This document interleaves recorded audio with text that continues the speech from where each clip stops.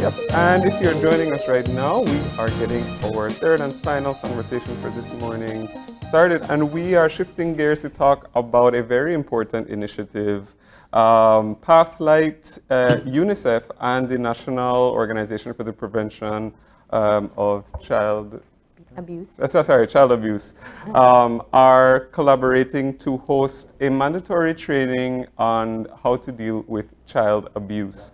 And joining us for the conversation, we have Consuelo Godfrey, who is the Director of Teacher Training with Pathlight. We have Melanie Barnes, who is the Spotlight Coordinator for UNICEF. And we are also joined by Denby York, who is the Director of the National Organization for the Prevention of Child Abuse. So good morning, everyone.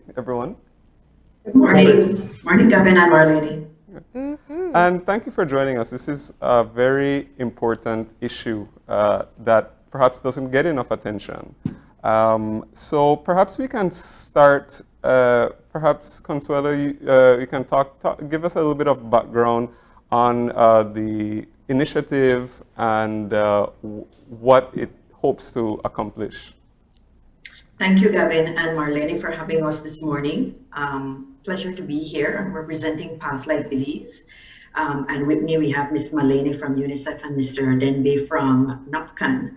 Our partnership started all the way back in 2020 when UNICEF approached Pathlight in tandem with the work that NAPCAN has been doing with regards to training teachers in the mandatory processes and protocols for child and suspected cases of child abuse.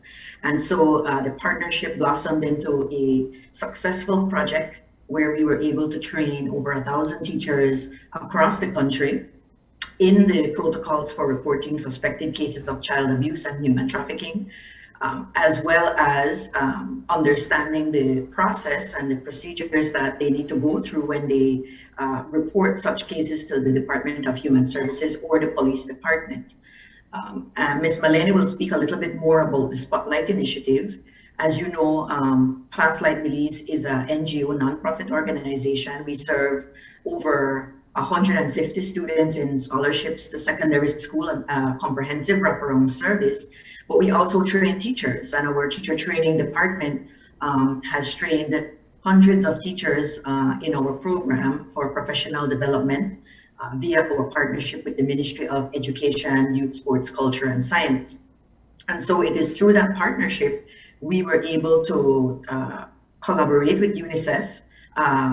The Spotlight Initiative, as you know, is funded by the EU, and the UNICEF has been working in many initiatives regarding this violence against women and girls, violence against children, and NOPCAN, being no stranger to that advocacy movement, has been doing this type of training face-to-face for many years with teachers. And it was through this project we decided to digitize the materials that was being offered through NAPCAN services face-to-face, so we could have a better impact with teachers across the country and certainly train a lot more teachers virtually, seeing that we weren't able to go into schools face-to-face to do that. So let's hear from Denby about the training to teachers. And I want to start off from the onset to talk about mandatory reporting itself. Who is a mandatory reporter? Good morning. First and foremost, the program is a national program, and it is an activity of the children's agenda, which, as I think we need to know, is the framework of the NCFC, and it is intended, if you will, to comply with government's commitment to strengthen the child protection system. The mandatory reporting of child abuse comes from the regulation, the child abuse reporting regulation. As a result, it intends to reach out to all professionals, those whose work or employment bring them in contact on a regular basis with children. And so this program sets out to, if you will, not only provide knowledge of the indicators and detection of child abuse, but also the protocols, the procedures for reporting. But it goes well beyond that, because we are doing it in context, of course, and you realize that we are looking to change minds. It's the mindset. People hold certain views in relation to how to go about disciplining children, how to go about helping children to develop, providing services for children.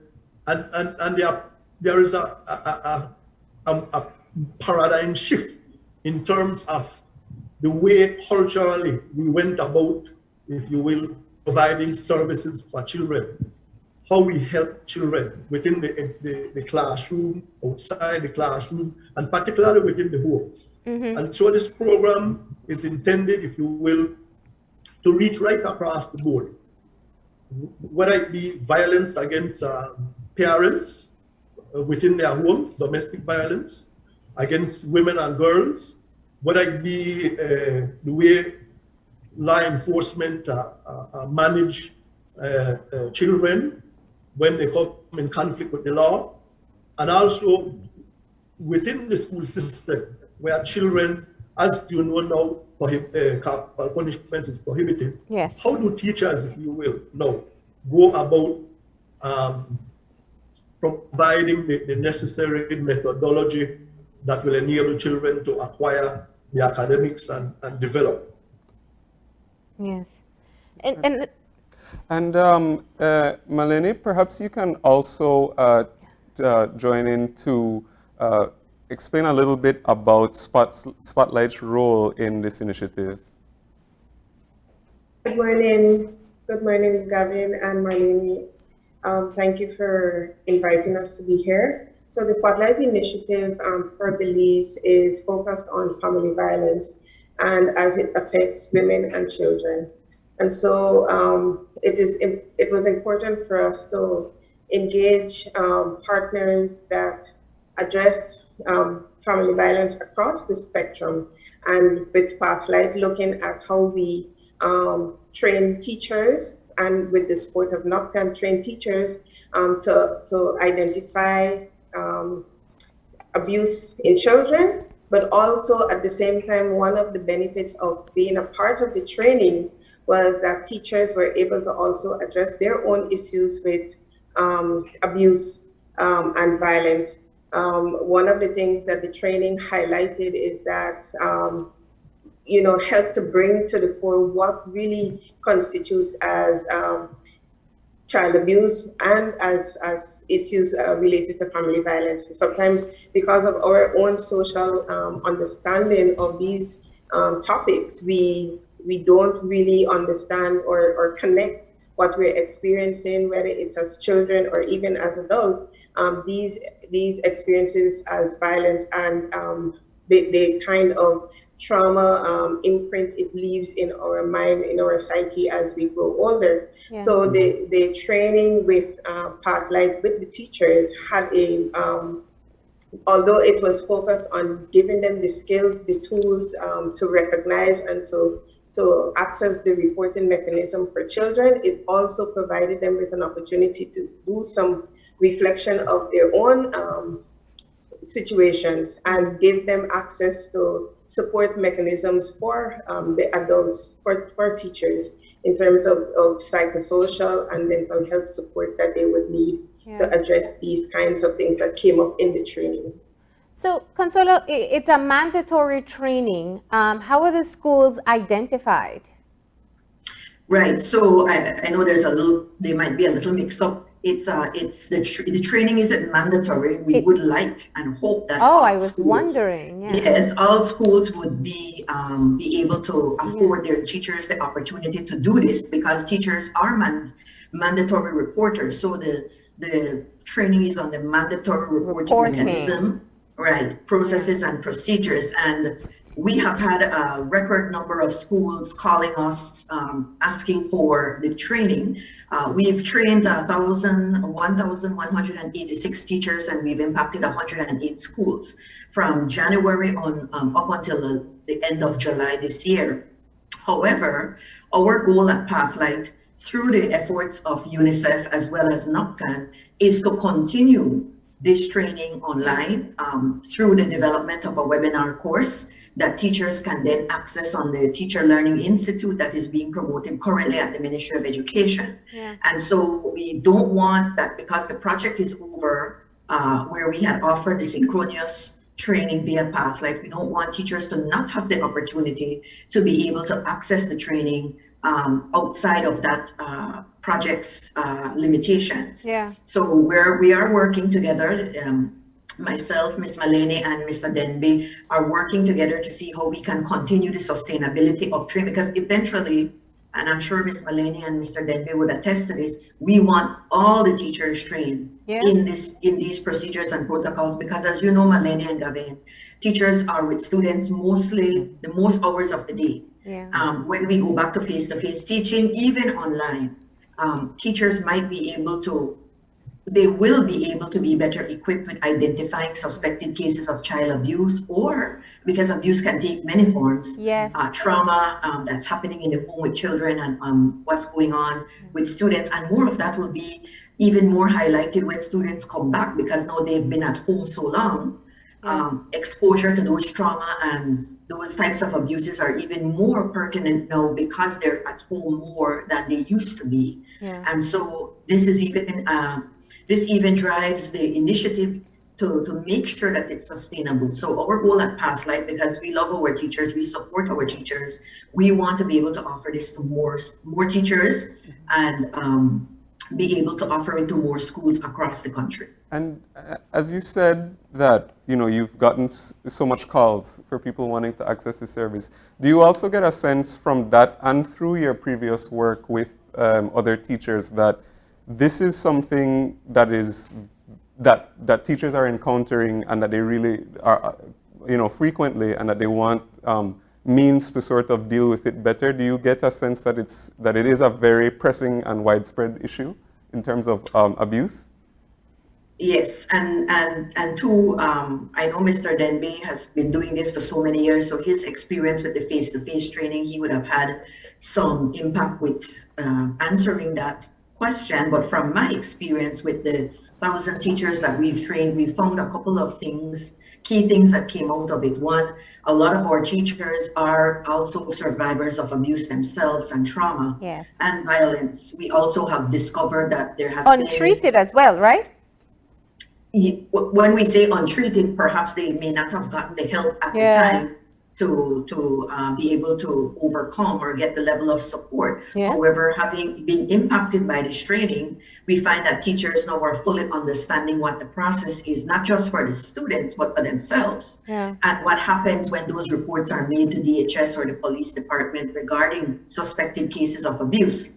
And what we've also found in our training is that many of our students, many of our teachers didn't know what to do and how to proceed with the process. And so because NOPCAN had developed such great initial training, and we just simply digitized a lot of what they had already developed, and because of the good work that UNICEF has been doing on the ground here in Belize through the Spotlight Initiative, we have found that teachers are aware, but this training solidifies the understanding of the process and the procedures. And Pathlight was more than happy to join that fight with UNICEF and NOPCAN, and want to continue doing that. But those were some of the those were some of the surprising things that came out of that training. Malene, if you could tell us for a moment, because I think it's interesting. When we talk about abuse, people think physical, so they expect to see, you know, bruises or physical evidence of physical abuse. But when you talk about trauma, and you know, them being exposed to violence at home, and how that may be evidence in their behavior, or sexual violence and how that can be evident in their behavior. What was the level of knowledge at the start of the training towards the end? I mean, how many teachers actually knew that they could see signs without seeing physical evidence? That's a very interesting statement, Marlene. And one of the things we have found, even with the baseline study that was done for family violence, a lot of people know that violence is not just physical, but it's part of the behavior change that we are working towards that actually takes into consideration when persons share their psychological experiences with violence, or the emotional impact that violence has had on them, that it is recognized and taken seriously, because we are very visual, and so we expect only to address the visual signs of violence. And so part of the process, even with reporting emotional, psychological violence with the duty bearers, is that they also are not fully cognizant of how to handle or how to respond to these kinds of violence. So it's overlooked. But the sense that we got is that persons know that these are also characteristics of violence. It's just how to manage it, how to refer persons to the appropriate services, beyond the police, what kinds of services were available. So one of the things that the Spotlight Initiative is doing through its funding from the EU is to bring the legislative and the responsibilities that are outlined in the legislation to communities. What we also were able to do some consultations with women survivors, women and girl survivors in over 20 communities, where we unpack the family violence legislation, including the Domestic Violence Act, as well as FACA, and really help them to understand how the law affords to a response to persons who are experiencing the violence across the spectrum, whether it's emotional or psychological, financial, or physical violence, and what protection mechanisms are available to them. So it's helping people to understand that even if it's not physical, meaning that you can see the evidence on the person, even with children, that it should not be neglected. And I think that's the key thing, that oftentimes that form of violence is neglected because it's so difficult to represent that to the duty bearers, to the persons responsible for responding. And then we just to go back just a little bit. Could you also talk a little bit about NOPCAN's work over the years and sort of the feedback that you've gotten from teachers in what they're experiencing and how their reaction is to these issues, and also what the actual training that they receive in order to address the issue, which seems to be quite widespread. Obviously, in this particular field, the challenges are many. They are great. The problem of child abuse in Belize down through the years has been pervasive. And so the response, particularly coming from teachers, is set within the context of how do they go about, if you will, applying certain discipline in order to maintain class or manage their classrooms and manage the children's behavior. And what has happened is that they encounter behaviors for which they are not familiar. They have not been able to, if you will, respond adequately. And the challenge has been that when you look back, traditionally the main method that was employed for the management of children within the classroom was corporal punishment. I think that is perhaps the most insidious and pervasive form of abuse. And so we worked tirelessly about a decade ago in order to change the legislation, to get prohibition.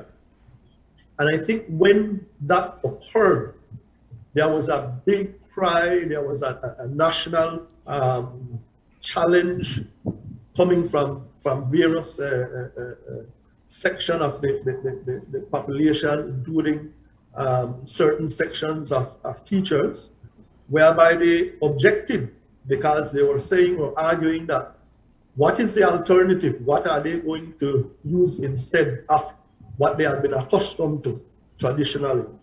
Well, obviously, first and foremost, we had to, if you will, try to dispel those myths, try to dig deep enough that they can understand the history of abuse, and where this assault on children, this hitting and this mentality that it is okay to hit children, and the justification that they had and they made, which of course, as you may be aware, continues up to this day.